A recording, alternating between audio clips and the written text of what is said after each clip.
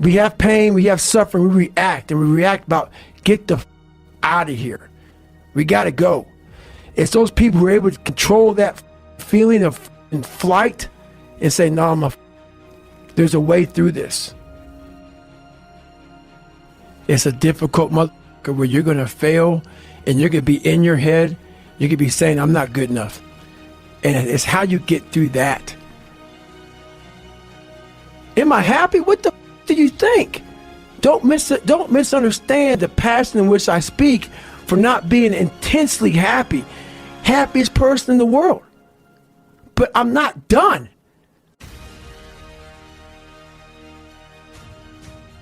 When you have these little fragile punk ass hands touching the bar, imagine 4,030 pull-ups, how many times you're coming on that bar, coming off. And I weighed 207 pounds at the time. I fell twice before I finally got it the third time. And the first time I ripped the shit out of my forearm. And then the second time, there's a picture of my hand and it's a 3rd-degree burn. I did the first time in September, failed miserably on the day, so I did 2,588 or some shit like that. Failed miserably for millions of people. 2 months later, November, tried again, failed again. 2 months later, in January 19th, I finally fucking got it. I don't like running, and people don't believe it, but you know, I was a big guy twice in my life. So hence the reason why I just don't like running, man. It hurts, it's brutal, it sucks. I'm gonna be gone 39 hours running on a 1-mile track. Who the fuck? I'm not crazy, man. That shit sucks. That's why I do it though. That's the only way to callous your fucking brain, man. It's the only way to get hard in life. People take these classes on mental toughness. Like even in SEALs, you have the class about visualization, self-talk, eat an elephant one bite at a time, breathing control. Yeah, roger that. You gotta put yourself in a hellacious situation. It's a lifestyle. All that training goes out the fucking door when you're in the fucking cold water and you're fucking miserable, and it's the first hour of 130 hours of Hell Week, and that first wave goes over your head, and you're the coldest you've been in your life, and your mind goes from hour 1 to hour 130. All that fucking self-talk and shit, dude, you ain't thinking about that. You think about getting the fuck out of here. But if you live this shit on a daily basis and you know how to calm your mind down, the self-talk will help. All that stuff will help. But usually we react. We have pain, we have suffering, we react. And we react about, get the fuck out of here. We gotta go. It's those people who are able to control that fucking feeling of fucking flight and say, no, motherfucker, there's a way through this. It's not gonna be here forever. I'm not cold right now. I went through 3 of them. I'm not cold now. I'm in a nice warm studio with you. You gotta think about that shit. The shit's gonna end. It's gonna end, but we don't know that. We don't think that. At that time, it's gonna last forever. And then you get to sit back on Friday with everybody walking across the, you know, back on the grinder, all the 16, 17, 18 guys that graduated Hell Week, and you get a chance to watch these guys victorious. And then you get the chance to think about that. You take that hot, warm shower, first thing that comes to your fucking mind is, why the fuck did I quit? So what keeps me going? I've quit several things. I know what's on the back end of fucking quitting. It's a lifetime of thinking about, why the fuck did I do that? There's a lot of good stuff out there you can read from people, but I had lived hell. And when you put yourself in hell, that's the only time you can figure out how the fuck to get through that motherfucker. You can't read somebody else's book about some theory on how to do shit. Some guy who sat up in their nice warm office and wrote some book with a nice cup of coffee in the fucking hand. No, I want to see that guy who immersed himself in fucking hell, and he thought about quitting and leaving, and his wife and his kids, and why am I here? Is it worth it? All this crazy shit, and found out a way to get through it. Basically, that's the bottom line of it all. We all want to read about how we can quickly get somewhere. That's why the 6-minute abs and all sort of shit is so powerful. You may get some results from it, but they're not permanent. The permanent result comes from you fucking, I say it all the time, you have to suffer. You have to make that a tattoo on your fucking brain, so when that hard time comes again, you don't forget it. We often forget how hard we are, but you gotta reflect back. Take a couple seconds to reflect. I've been through this, I've been through that. And then remind yourself, I'm a bad motherfucker. And then you can get through that shit. But if you don't believe it, you haven't endured shit, you're just blowing smoke, man. And you're not gonna get through anything. You can be this fucked up dude, like really fucked up dude, and with the right mindset, it sounds so easy with the right mindset. But you have to go into those dark chambers that we often shut off, and you gotta open them up. You gotta open up and fight that fucking demon. Get in there, talk to that motherfucker, say what's up. Going through this path of life, this journey over here that you make yourself, that's incredibly difficult. What comes out the other end of that motherfucker is some glorious shit that you can't even explain to people. Bottom line is, most of us, even the people who have all these theories and shit, it's easier to accept the fact that I'm just not good enough. I wasn't made to do that. And yeah, some of us can't be LeBron fucking James. But I'll tell you right now, man, we can do a lot of shit when it comes to this pure arm guts and willpower and getting through shit. We have a lot more than what we think we have. It's a difficult motherfucker where you're gonna fail and you're gonna be in your head, you're gonna be saying, I'm not good enough. And it's how you get through that. It's how you get through that on a daily basis, when that thing is saying, man, I'm 43, I've done so much. You start to become civilized. The refrigerator gets full. You start making money, and you start, I'm not getting cold anymore. I'm retired.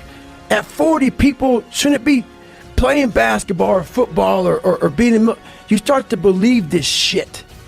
There's people who are retiring, you know, at 40-something years old or 30-something years old. At 43, I'm still putting in 100-mile weeks, still doing thousands of push-ups, because I'm not allowing myself to become civilized. The worst thing that can happen to a man is become civilized. You lose that fucking fight. You lose that, why the fuck am I doing this shit? I'm good. You ain't good, man. You ain't never fucking arrived. And that's just my mentality. You may have more, but you never fucking arrived. You want to be uncommon amongst uncommon people. What got me in trouble with the Navy SEALs is I wanted to be one so bad. So bad. I fought my ass off. And I saw them as uncommon people. Very uncommon. But once you become a Navy SEAL, you're all Navy SEALs, so guess what happens? You're fucking common again. I wanted to be uncommon amongst uncommon people.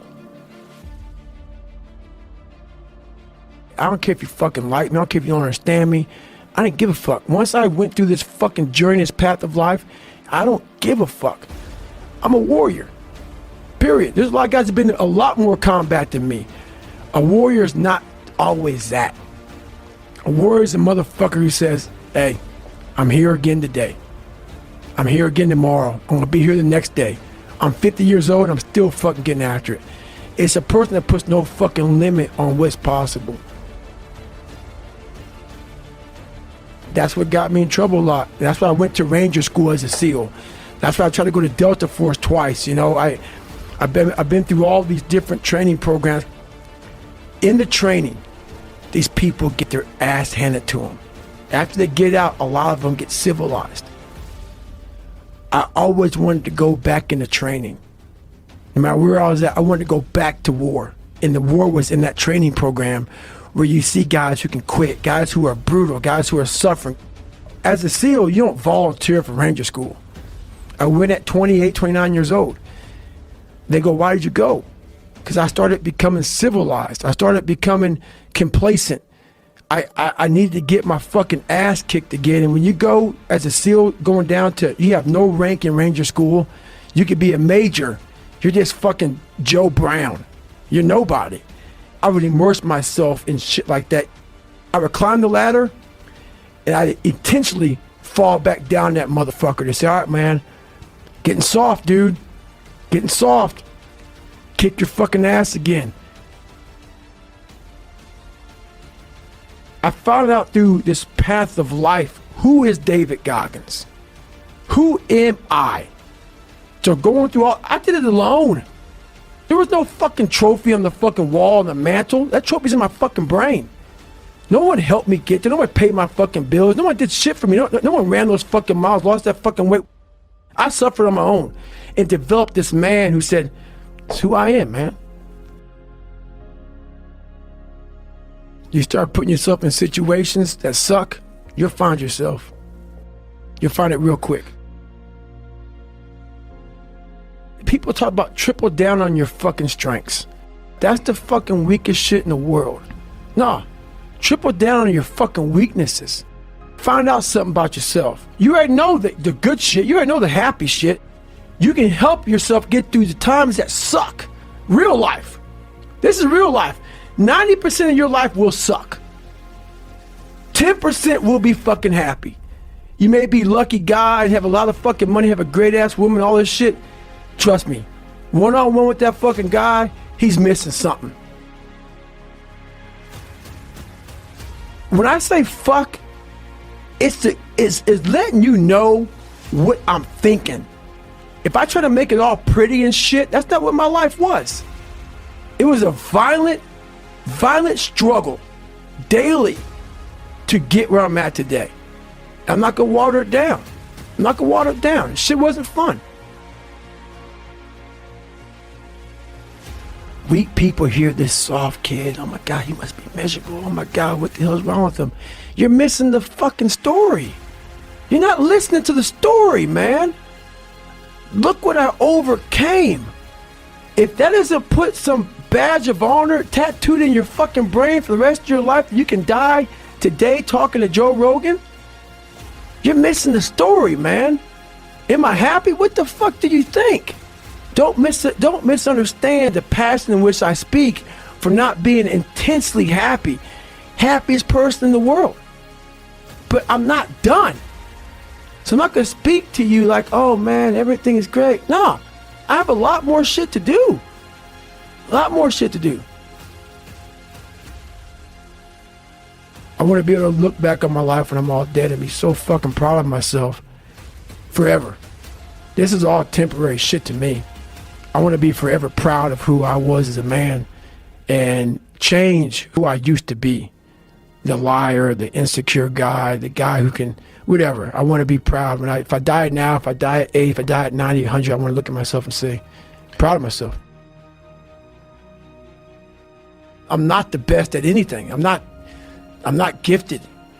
I'm just driven. So I'm slowly trying to build this brand to the point where I can slowly, hopefully make people from motivated to driven, because motivation is crap. It's shit. People right now, maybe listening to this shit, they'll be motivated to go run. If it's cold somewhere where they're at, a lot of motherfuckers will shut that door, go back inside. That's motivation.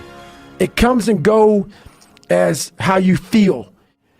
I like a motherfucker whose life is imploded, ain't got shit in life, and says, still gotta fucking get after it today, man. That's what it's about. So that's when you move from motivation to driven to obsessed. And I want people to realize once you get to this portion over here, the driven obsessed part, you're unstoppable.